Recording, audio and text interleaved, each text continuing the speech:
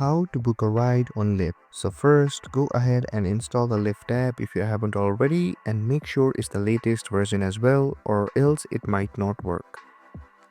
So after you've downloaded the Lyft app, simply open it and you'll see three options on the bottom: Rise, Trips, and You. Simply tap on Trips and you'll see an option called Schedule a Ride. Simply tap on it, and here it will ask a start and destination.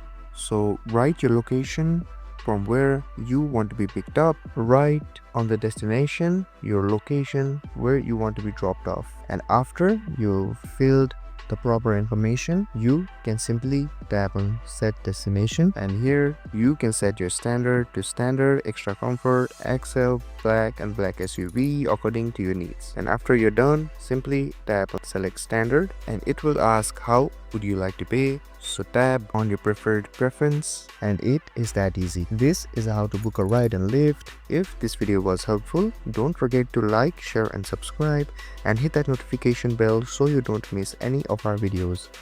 Thank you so much for watching, and I'll see you guys next time.